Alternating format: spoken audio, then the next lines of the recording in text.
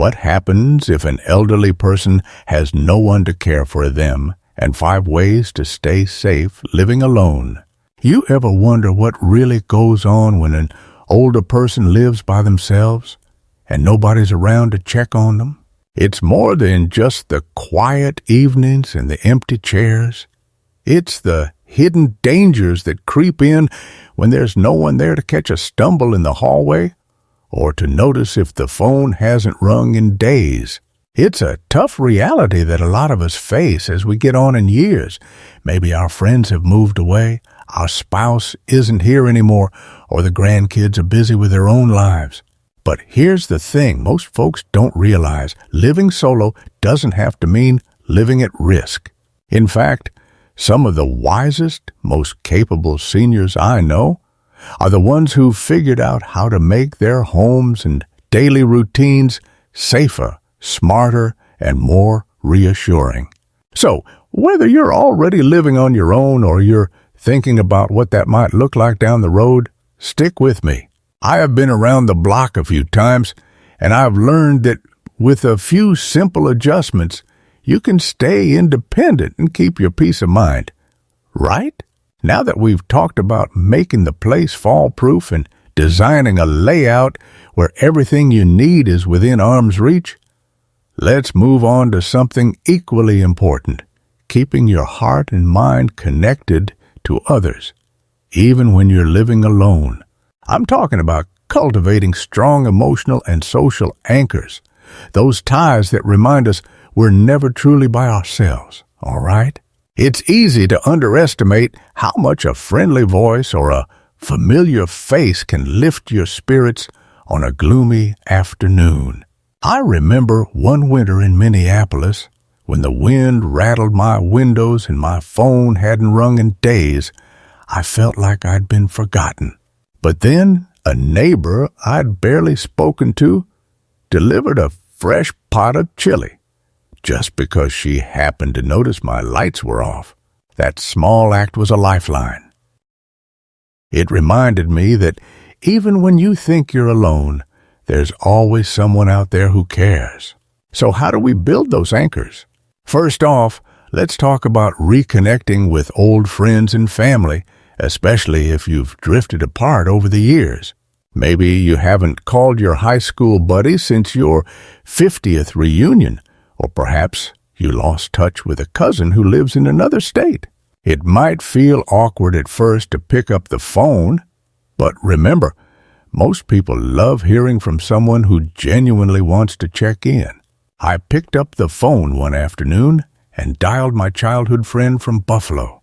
We started chatting about the Bills' latest season, the grandkids, and before I knew it, we'd agreed to a weekly call every Tuesday at 3. Now, those calls are the highlight of my week. It's not about talking for hours. It's about knowing someone else is out there, listening, right? If phoning feels too intimidating, or perhaps your friends aren't around anymore, consider joining a community group or a senior center. I'll be honest, it took me a month to muster the courage to attend my first bingo night in Albuquerque. I remember walking in thinking everyone would stare at me as the oddball newcomer. Instead, I found people who cracked jokes about corned beef sandwiches, swapped recipes, and shared stories about the good old days. By the end of the evening, I had a group of 3 new friends who insisted I join them for a potluck the following week. It was a simple act of showing up, but it changed my life. You don't have to go every night. Even getting out once a week can break through the loneliness that sometimes sneaks up on us.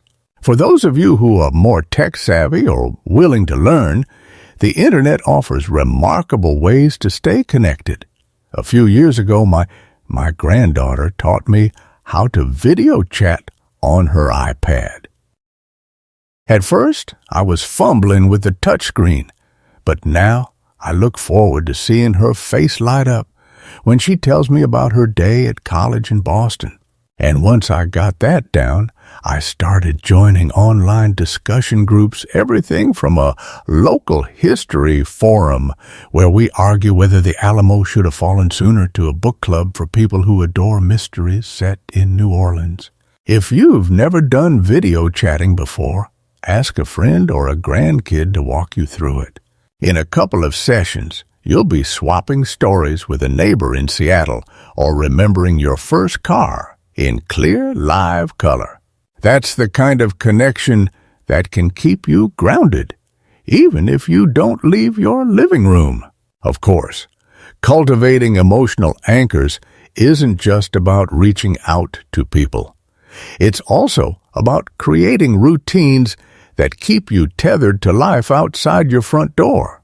For example, I make it a point to take my dog, Rosie, for a walk around my neighborhood in Portland every morning. The exercise is good, yes, but the real benefit is seeing familiar faces. Henderson next door waving, the mailman stopping to share a laugh, the newspaper boy waiting with a fresh copy. Those little interactions, however brief, remind you that you're seen, you belong. If you don't have a pet, consider taking a walk to a nearby park or even just to the corner store for a loaf of bread. The trick is moving your body and positioning yourself where you're likely to bump into folks who'll say hello. Right? Now, let's talk about another key piece of emotional safety, having someone who will check in on you regularly. Maybe you can arrange a daily call with a neighbor, a family member, or a volunteer service in your town. When I lived in Atlanta, I signed up for an I'm OK telephone program through the local senior center. Every morning, they'd call me at 8 o'clock sharp, no questions asked. If I didn't pick up after 2 tries, they'd send someone to my door to make sure everything was fine. It cost me less than a movie ticket per month, and it gave me peace of mind. You might find a similar program in your area. Look up Senior Check-In Services or ask at your local council on aging. It's one more rope tying you to a safety net so you don't feel like you're dangling out there alone. All right? Let's be honest. Sometimes loneliness comes from not having a sense of purpose. That's why I always encourage folks to find a passion project, a volunteer gig, or a hobby that fills your days. A buddy of mine from Phoenix started volunteering at the public library, shelving books for a few hours each Tuesday. He told me that interacting with the librarians, recommending novels, and helping kids find their next read gave him a new lease on life. Before that, he'd been feeling like every day was the same.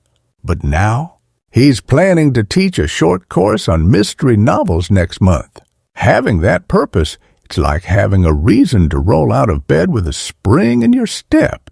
And whether it's gardening, painting, writing letters to soldiers overseas, or coaching Little League baseball, it brings a sense of community and belonging that's priceless. Okay, now that we've covered how to plant those emotional and social anchors, let's shift gears to another vital topic: adopting an emergency-ready mindset and setting up systems that keep you prepared no matter what. This isn't about turning your home into a bunker or carrying around a tornado siren far from it. It's really about small changes that mean if something does happen, you're not scrambling in panic. I've been through hurricanes in Florida, snowstorms in Minnesota, and a blackout in New York City back in 2003. Each time, the folks who fared best were the ones who'd taken a few precautions ahead of time. First thing, make an emergency contact list and keep it somewhere you can grab it in a hurry. I have mine taped to the inside of my medicine cabinet door. It has numbers for my doctor, my closest neighbor, the local fire department, and my daughter in Chicago. If I can't remember who to call, it's right there, ready to go. Next, invest in a medical alert device or wearable something as simple as a pendant or a bracelet with a big button you can press if you fall or feel unwell. I know some people worry about wearing it all day, but trust me, that extra layer of security is worth it. The first time I tried it, I felt silly. But when my hip gave out unexpectedly, I pressed it, and within minutes, someone was on the line asking if I was okay. That peace of mind, you can't put a price on it. Another habit I recommend is keeping a basic emergency kit stocked and easy to find. When I lived in Seattle, I kept a small tote by the front door with a flashlight, extra batteries, a first aid kit, bottled water, some granola bars, and a portable phone charger. If the power goes out or there's a sudden storm, I grab that tote and stick by a window until things calm down. In the kitchen, I have a small bag with my prescriptions, copies of my ID and insurance cards, and a few dollars in cash. You'd be surprised how handy that is if you need to get to the pharmacy or fill out forms after an ER visit. Bottom line, a few basic supplies could be the difference between staying calm and feeling lost in an emergency, right? Let's also touch on technology and alarms. Smoke detectors and carbon monoxide alarms should be in every hallway and bedroom. If you haven't tested them in the last 6 months, do it today. Just press that little test button and listen for the beep. If it's faint or non-existent, change the batteries. Likewise, if you've got a smartphone, download an emergency app that can send your location to family or a monitoring service at the press of a button. You know, I've shared a lot of ideas today, fall-proofing your home, arranging furniture so everything you need is within arm's reach, keeping yourself emotionally connected, and having those emergency plans in place. If you've been listening, you're already ahead of the game. Living alone doesn't mean you're helpless. It just means you have to be smart about how you set things up. Okay, here's the really important part. It all works together. When your home is safe to walk through, when you got friends or family you check in with, and when you know exactly what to do in an emergency, everyday life becomes a lot more peaceful. I'll tell you, ever since I started calling my daughter every evening and got that grab bar in the bathroom, I sleep a little easier. The little changes give you big confidence, right? I want you to take a moment and think about one small thing you can do right now. Maybe it's moving that throw rug out of the hallway or texting an old friend you haven't talked to in a while. It might not seem like much, but each step keeps you connected and secure. And if you haven't already, hit that subscribe button. Let's stay in touch so I can keep sharing helpful tips with you down the road. All right? If you've tried any of these ideas, or if you got your own story, maybe you swapped numbers with a neighbor, or you finally rearranged your kitchen cabinets, please drop a comment below. Your experience could spark an idea for someone else who's watching, believe me. And don't forget to check the videos popping up on your end screen. I've got more easy-to-follow advice coming your way, from cooking tricks for one to exercises you can do without a gym. Just things that make life a bit brighter and safer. Before I let you go, remember this. It's never too late to take charge of your own well-being. Whether you're enjoying a quiet morning coffee in Seattle or an afternoon breeze in Miami, these steps give you the power to live on your own terms. Small actions today can keep you independent tomorrow. Okay?